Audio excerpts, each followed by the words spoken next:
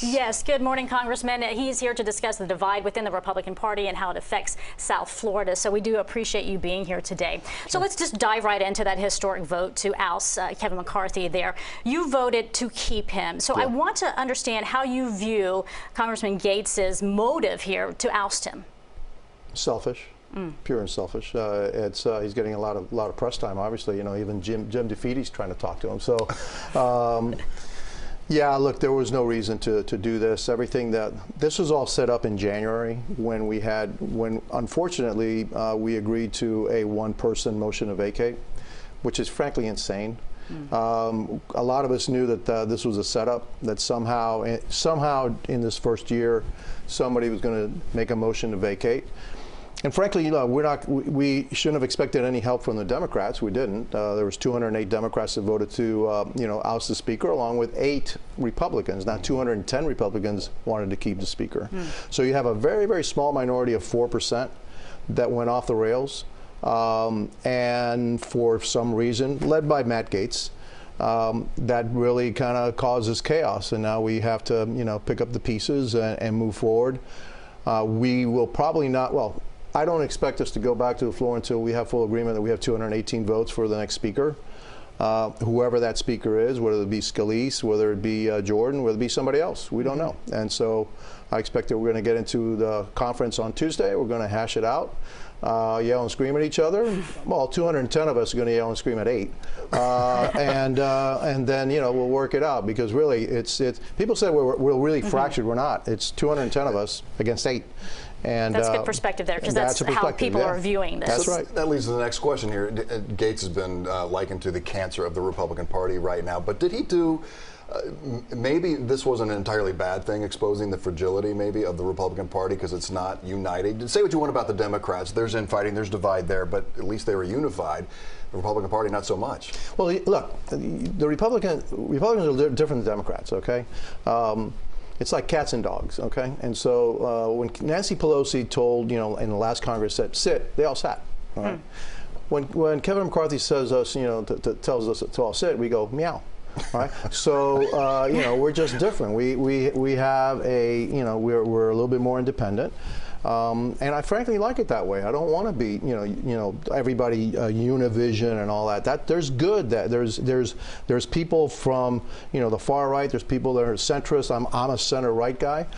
We have difference of opinions, and we also represent different areas. You know, and so a Republican that represents Texas isn't the same as a Republican that represents the Great Lakes. You know, we have different interests. We have different constituencies. And so that's good. It's tough to, you know, kind of maneuver there, but I wouldn't say that we have these deep divisions. We agree on 90% of the things. So you're saying you're not an all or nothing party, oh, no, right? Not at all. But let me get to the next possible Speaker, because that's key here. We saw former President Trump say that he wants Jim Jordan. Do you think that's going to happen? Is that a slam dunk because he's endorsed him? No, it's not at all. Why is that? Because we're not unified like that, okay? Somebody tells us to sit, we don't sit, all right? And so I already know that there are a number of people that are backing Steve Scalise. Steve Scalise is the majority leader. He has a big constituency inside the party. Jim Jordan has, you know, a number of fans. I'm uncommitted. I'm a free agent right now, and so I like Jim Jordan. I like Steve Scalise. I like Tom Emmer. You know, there's a lot of people that we like. We have to coalesce. But I really like Kevin McCarthy, all right, which is the one we should have, which is the one that should be the Speaker, because there's no reason for him not to be the Speaker. And so, you know, we'll figure it out before it comes out. We will have a Speaker, but it'll be up to us to kind of, you know, unify. Now the 210 that voted for Kevin McCarthy, some of us are with Jordan, some of us are with Scalise. But it took a lot of votes to get Kevin McCarthy in, so is this going to be another situation like that? Yeah, but it only did that. Remember, again, we had 200. The conference had voted for Kevin McCarthy, and we had 200 that was solidly behind him, stayed with him for 15 rounds. We weren't going to go anywhere. And then finally the 20 or so started to, you know, peel off until we got to the end. And then unfortunately, in order to get over the finish line, we had to do this motion to vacate with one person, which I think was, well, I know huge mistake.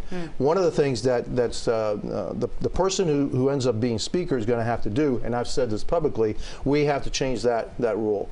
That rule can no longer stand because that rule causes chaos for the party, but more importantly, chaos for the country. That's something that we can't tolerate. Yeah, especially with voters watching right now, right? Well, no, I mean the country can't tolerate it. We stop. Everything stops when there's no Speaker. Very true. We can't do that. We have to continue our work. We were continuing on our way to 12 appropriation bills to get the budget passed, and then I'm not going to say what Mr. Gates is, but Matt Gaetz decided to throw this bomb inside the House, and for no reason whatsoever. Can I ask you this before we have to let you go in the interest of time? Does this show that the Republican Party is not interested in bipartisanship? Because that was at the center of Kevin McCarthy's ousting, right? That he went across the line. He found a way to stop a government shutdown. No, that wasn't it. That was the excuse. Okay. Okay. Had we had the 12 appropriation bills, had they all passed, et cetera, Matt Gaetz would have said, well, we didn't save enough money. We need to be more conservative. So that was all set up on that speakership back in January, changing that rule, and that they set this all in motion, especially Matt Gaetz and his little group set this all in motion. So I don't believe that for a second. I don't believe a word that Matt Gaetz says. And so the only division that I have in the Republican Party is my really, you can see how I dislike Matt Gaetz. And I was hoping he would run for governor so that I could stand down here and make sure he didn't get one vote down here in South Florida. Ooh. Strong words. Yeah. All right. Well, he not doesn't mincing mince it at all. words if you know that about but the I love everybody else. Okay. And he says it with a smile. Thanks for being here this morning. We do appreciate it. We do Good appreciate stuff this it. morning. Absolutely. He's a free agent, folks, as you heard.